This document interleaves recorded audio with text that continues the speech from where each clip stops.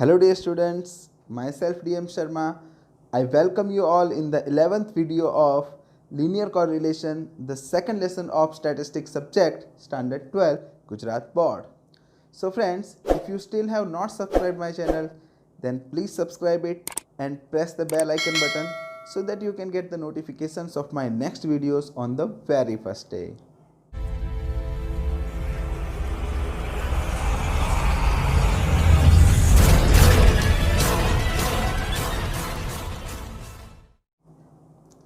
So friends, in my last video, we have solved two important sums. In the first sum, we have used the formula of common factor, means CF, and in the second sum, we had given ranks in a different way. That was the sum of exercise 2, section F, question number 8. Today we will solve question number 7 of section F of exercise 2 and some typical short sums. So without wasting time, let's start. So friends, this is question number 7 of section F, exercise 2. You can find this sum on page number 114 of textbook. An entrance test required to study abroad is conducted online. The marks obtained in reasoning ability and English speaking in this online test having negative marking system for wrong answer by 5 students selected in a sample are given below. So you can see here 5 students are given. आप देख सकते हैं 5 students दिए हुए हैं. Marks in reasoning ability आप देख सकते हैं 5 स्टूडेंट को रीजनिंग एबिलिटी में 5 मार्क्स मिले हैं. और इंग्लिश स्पीकिंग के अंदर ए और ई को 2-2 मार्क्स मिले हैं, बी और सी को -2 मार्क्स मिले हैं और डी को 0 मार्क्स मिले हैं. हमें रैंक कॉरिलेशन फाइंड करना है. तो फ्रेंड्स यहाँ पर रैंक देने के लिए हम सबसे पहले तो ये टेबल तैयार करेंगे. आप देख सकते हैं यहाँ पर स्टूडेंट्स एक्स वाई ये मार्क्स हैं. रैंक हमें देने हैं फ्रेंड्स. यहाँ पर रैंक दिए हुए नहीं हैं, तो चलिए रैंक देते हैं. एज पर अवर रूल हाईएस्ट मार्क्स को हम फर्स्ट रैंक देते हैं. लेकिन आप देख सकते हैं कि एक्स में तो सभी को इक्वल मार्क्स मिले हैं, तो हम ये कह सकते हैं कि यहाँ पर ऑब्जर्वेशंस रिपीट हो रहे हैं. और जब ऑब्जर्वेशंस रिपीट होते हैं तब हम रैंक्स की एवरेज लेते हैं. तो यहाँ पर किन रैंक्स की एवरेज ली जाएगी? अगर सपोज़ मैं इसे फर्स्ट रैंक दूँ, इसे सेकंड, थर्ड, फोर्थ, फिफ्थ, तो टोटल 1 to 5 इन रैंक्स की एवरेज हम लेने वाले हैं. तो वो एवरेज मैं यहाँ फाइंड करता हूँ. एवरेज 1 + 2 + 3 + 4 + 5 डिवाइडेड बाय 5, क्योंकि टोटल 5 कैंडिडेट्स के लिए हमें एवरेज निकालनी है. तो हर बार जो बीच में होता है वही आंसर आता है फ्रेंड्स. आप टोटल करके डिवाइड करके देख सकते हैं. तो हम सभी को 3 रैंक देने वाले हैं. तो आशा है आपको समझ में आया होगा. मैं एक बार फिर से एक्सप्लेन कर देता हूँ कि यहाँ पर सभी को इक्वल मार्क्स मिले हैं, तो हम सभी को फर्स्ट, सेकंड, थर्ड रैंक नहीं दे सकते. तो टोटल 5 कैंडिडेट्स हैं, तो हम सभी को फर्स्ट रैंक नहीं दे सकते, ना हम सभी को सेकंड रैंक दे सकते हैं. तो टोटल 5 कैंडिडेट्स हैं, तो हम पाँचों की एवरेज निकालेंगे और वो एवरेज हम सबको देने वाले हैं. चलिए वाई में देखते हैं. वाई में हाईएस्ट मार्क्स वो है +2. तो यहाँ पर फ्रेंड्स ये और ये इन दोनों के बीच में फर्स्ट और सेकंड रैंक के लिए कंपटीशन होने वाला है. तो जैसा कि आप जानते हैं कि फर्स्ट और सेकंड के कंपटीशन के लिए हम 1 + 2/2 करने वाले हैं, क्योंकि यहाँ पर 2 जनों के बीच कंपटीशन है. तो 1 + 2 = 3, 3/2 यानी 1.5. तो हम यहाँ पर 1.5 और 1.5 दे देंगे. इसके बाद का जो हाईएस्ट मार्क्स है वो है 0, क्योंकि -2 वो 0 से भी छोटा होता है. तो नेक्स्ट रैंक वो हम 0 को देंगे और वो हम देंगे 3, क्योंकि 1 और 2 ऑलरेडी दिया जा चुका है. ना हमने किसी को 1 दिया, ना हमने किसी को 2 दिया. हमने 1 और 2 की एवरेज निकाली और वो दोनों को दे दी. तो हमने 1, 2 और 3 रैंक्स दे दिए. अब आप फिर से देख सकते हैं नेक्स्ट हाईएस्ट मार्क्स आप देख सकते हैं दोनों सेम है, -2 तो यहाँ पर आप देख सकते हैं 4th और 5th रैंक के लिए कंपटीशन होने वाला है. तो 4 प्लस 5/2 यानी 9/2, तो 4.5 और 4.5 यहाँ पर आने वाला है। तो आप देख सकते हैं कि यहाँ हमने सभी को रैंक्स दे दिया है। अब हमारी नेक्स्ट कैलकुलेशन जो कि D R X minus R Y, तो 3 minus 1.5 means 1.5, then 3 minus 4.5 minus 1.5, 3 minus 4.5 यानी माइनस 1.5, 3 माइनस 3 यानी 0, और 3 माइनस 1.5 मतलब 1.5। तो आप देख सकते हैं 1.5 1.5 3 और माइनस 1.5 माइनस 1.5 यानी -3। तो यहाँ पर सिग्मा डी हर बार की तरह हमारा 0 आया हुआ है। अब हम इन सब का स्क्वायर निकालेंगे। 1.5 का स्क्वायर यानी 2.25, माइनस 1.5 का भी सेम 2.25, 2.25 0 का स्क्वायर और 2.25। तो यहाँ पर फ्रेंड्स जब आप इसका टोटल करेंगे तो वो आपको मिलेगा 9। तो अब हम इसे डायरेक्ट फार्मूला में रखने से पहले कॉमन फैक्टर फाइंड करेंगे, क्योंकि आप देख सकते हैं कि यहाँ पर 3 ऑब्जर्वेशंस रिपीट हो रहे हैं, एक 5, एक 2 और एक -2। तो उसके लिए हमने ये टेबल ऑलरेडी तैयार करके रखी है। तो हमारे कौन कौन से ऑब्जर्वेशंस रिपीट हो रहे हैं, तो एक हो रहा है 5, और वो कितनी बार रिपीट हो रहा है फ्रेंड्स, वो हो रहा है 5 times.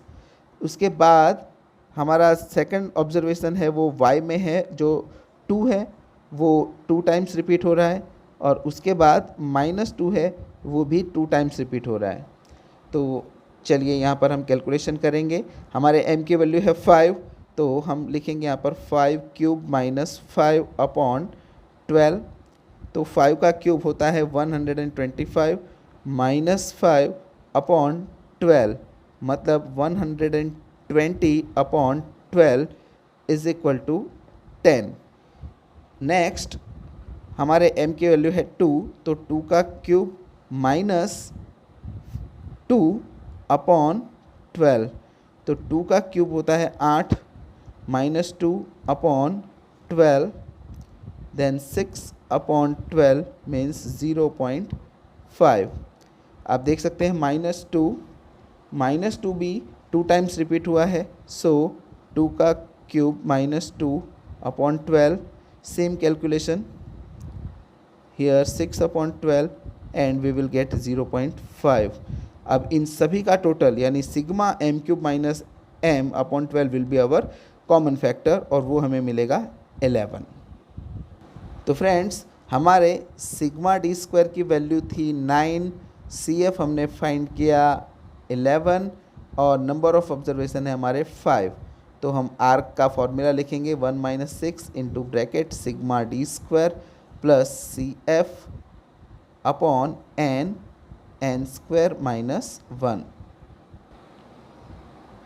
1 minus 6 sigma D square 9 plus CF है हमारा 11 upon n means 5 square minus 1, then 1 minus 6 यानी 20 upon 5, 25 minus 1, 1 minus 120 upon 5 into 24, 1 minus 120 upon 120, 24 5 ज़ा 120, तो 1 माइनस आप जानते हैं 120 divide by 120 is equal to 1। So यहाँ पर हमारा आंसर आया 0। सो अगर इसका आपको एक्सप्लेनेशन पूछा जाए, डिटर्मिनेशन पूछा जाए, तो आप लिख सकते हैं lack of correlation.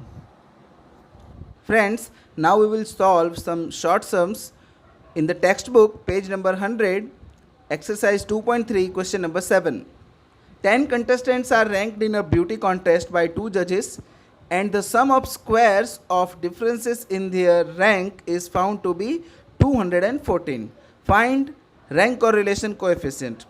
So friends इस टाइप के सम्स के अंदर जस्ट आपको आइडेंटिफाई करना होता है कि कॉरिलेशन के फॉर्मूला की जितनी भी डिटेल्स हैं वो आपको वर्डिंग्स में दी हुई है, वर्बल दी हुई है। जैसे कि 10 कंटेस्टेंट्स आप देख सकते हैं यहाँ पे 10 contestants, so you can identify that n is equal to 10।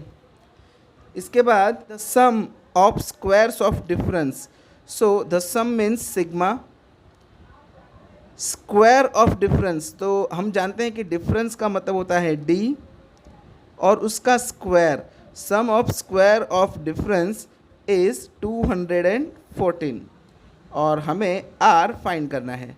तो फ्रेंड्स आर का जो फॉर्मूला है वो है 1 minus 6 sigma D square upon N square minus 1। तो हमारे पास सारी ज़रूरी इन्फॉर्मेशन है, जस्ट हम फॉर्मूला में रखेंगे और हमारा आंसर आ जाएगा। सो फ्रेंड्स आप देख सकते हैं यहाँ मैंने फार्मूला में वैल्यूज़ डाल दी हैं। 6 सिग्मा डी स्क्वायर की वैल्यू डाल दी है, एन की वैल्यू डाल दी है 214 6 1284 और 10 का स्क्वायर 100 माइनस 1 99 99 10 990 डिवाइड करके माइनस 130 और एक में से and 1.30 is subtracted from 1, then we got minus 0.30. This is our final answer. One more important question, friends. In exercise section D, question number 12, the information obtained on the basis of ranks given by 2 judges to 8 contestants. Here you can judge that the number of observation is 8 of a dance competition is given below. So friends, here you can see they have given us sigma, then into bracket rx minus ry square. तो जैसा कि friends हम जानते हैं sigma rx minus ry का मतलब होता है d और उसका स्क्वायर मतलब आपको दिया है सिग्मा डी स्क्वायर जिसकी वैल्यू है 126 और आपको r फाइंड करना है। बहुत ही सिंपल क्वेश्चन है फ्रेंड्स, आप इजीली फाइंड कर सकते हैं। तो आप देख सकते हैं फ्रेंड्स मैंने रैंक और रिलेशन के फॉर्मूला में जस्ट वैल्यू रख दी है। कैलकुलेशन कैसे करनी है आप जानते हैं। एक और ऐसा ही इम्पोर्टेंट सम टेक्स्ट बुक में page number 100 exercise 2.3 question number 8, the coefficient of rank correlation of the marks obtained by 10 students। तो फ्रेंड्स आप यहाँ भी देख सकते हो 10 स्टूडेंट्स दिया है, means n is equal to हमारा 10 हो गया, n is equal to 10 in 2 particular subjects was found to be 0.5। तो यहाँ हमें r भी सामने से दे दिया है, तो हम यहाँ पर लिखेंगे r is equal to 0.5। Later on it was found that one of the difference of the ranks of student was 7, यानी एक जो डिफरेंस था वो एक्चुअली 7 था, but it was taken as 3, लेकिन उसको हमने 3 ले लिया है, यानी ये हमने गलती से लिया है। Find the corrected value of correlation coefficient. So friends ये जो आप वैल्यू देख रहे हो r की 0.5 वो इस d के साथ हमने ढूंढी थी, क्योंकि हमने जो कैलकुलेशन की होगी वो इस d इज इक्वल टू 3 करके किया होगा। अब अगर हमने d की वैल्यू 3 ली है तो d स्क्वायर की वैल्यू हमने 9 ली होगी और उस 9 के अकॉर्डिंग ही हमारा सिग्मा डी स्क्वायर आया होगा और उस सिग्मा डी स्क्वायर के हिसाब से हमारा r 0.5 आया होगा।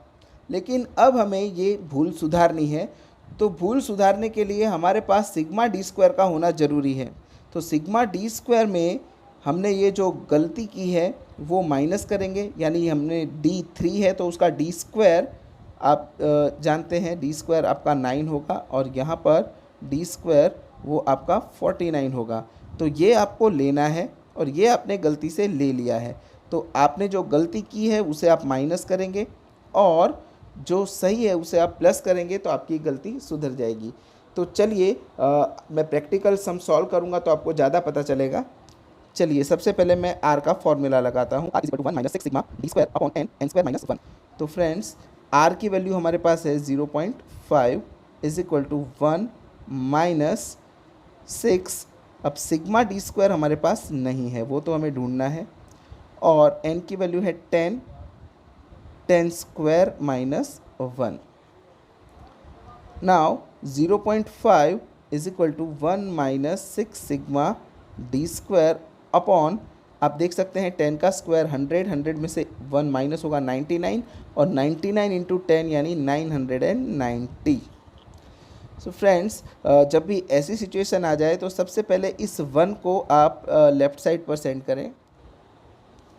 तो 0.5 ये 1 इस तरफ आया तो माइनस हो गया, is equal to minus 6 sigma D square upon 990। कई स्टूडेंट यहाँ पर मिस्टेक करते हैं, एक को इधर ले जाएंगे लेकिन यहाँ पर ये माइनस की साइन वो लोग नहीं रखते हैं, जो कि बहुत ज़रूरी है, क्योंकि ये जो माइनस की साइन है वो इस 6 सिग्मा डी स्क्वायर के लिए है, तो ये साइन यहीं रहने वाली है। उसके बाद 0.5 माइनस 1 जब आप करेंगे तो आपको मिलेगा minus 0.5 is equal to minus 6 sigma D square upon 990। तो अब आप देख सकते हैं फ्रेंड्स, आपको इक्वल टू के दोनों साइड माइनस देखने को मिल रहा है, तो आप इन दोनों को कैंसिल कर सकते हैं। अभी हमें सिर्फ सिग्मा डी स्क्वायर की वैल्यू ढूंढनी है, तो सिग्मा डी स्क्वायर के साथ जो जो हैं उन सब को हम इक्वल टू के उस तरफ भेज देंगे। जैसे कि आप देख सकते हैं यहाँ पे 990 डिवीज़न में है, तो यहाँ पर आएगा तो मल्टीप्लाई में हो जाएगा, और ये जो 6 यहाँ पर मल्टीप्लाई में है वो यहाँ पर आएगा तो डिवीज़न में आ जाएगा। तो 0.5 multiplied by 990 divided by 6 is equal to sigma D square. तो जब आप इसको सिंप्लीफाई करेंगे तो आपको सिग्मा डी स्क्वायर मिलेगा 82.5। सो फ्रेंड्स, ये जो सिग्मा डी स्क्वायर आपको मिला है ये आपका रॉन्ग सिग्मा डी स्क्वायर है, गलत सिग्मा डी स्क्वायर है। अब इसके ऊपर हम कैलकुलेशन करके हम राइट सिग्मा डी स्क्वायर निकालेंगे, और उसके अब मैं इसी पेज पर यहाँ पर सॉल्व आउट करूँगा ताकि एक ही पेज पर पूरा क्वेश्चन आपको मिल जाए। यहाँ हम अभी फाइंड करने वाले हैं करेक्ट सिग्मा डी स्क्वायर, जिसके लिए 82.5 माइनस 3 का स्क्वायर और प्लस 7 का स्क्वायर, क्योंकि 3 हमने गलत लिया था, तो 3 का स्क्वायर यानी 9 और 7 का स्क्वायर यानी 49। तो जब आप 82.5 माइनस 9 प्लस 49 करेंगे तो आपको मिलेगा 122.5। तो फ्रेंड्स, ये आपका करेक्ट सिग्मा डी स्क्वायर है। तो अब आप करेक्टेड कॉरेलेशन कोएफिशिएंट फाइंड कर सकते हैं, जिसके लिए आपको corrected R is equal to, आपने एक बार फॉर्मूला लिख दिया है फ्रेंड्स, तो आपको दोबारा लिखने की ज़रूरत नहीं है, आप डायरेक्ट वैल्यू डाल सकते हैं। 1 माइनस 6 सिग्मा डी स्क्वायर अब आपके पास है 122.5, और एन आपके पास है 10 इंटू 10 स्क्वायर माइनस 1। तो आप 1 माइनस 122.5 मल्टीप्लाइड बाई 6 अगर आप करेंगे तो आपको मिलेगा 735 और नीचे 990, और 735 डिवाइडेड बाई 990 तो आपको मिलेगा 0.74, और 1 माइनस 0.74 विल बी 0.26। तो ये आपका करेक्ट आर आपको मिला। So friends, we stop here today. I hope you all have understood whatever we had discussed today. बहुत ही जल्द आपसे मुलाकात होगी अगले वीडियो में। अगले वीडियो में हम देखेंगे कुछ और टिपिकल शॉर्ट सम्स। तब तक के लिए पढ़ाई करें, घर पर रहें, सुरक्षित रहें। Good bye.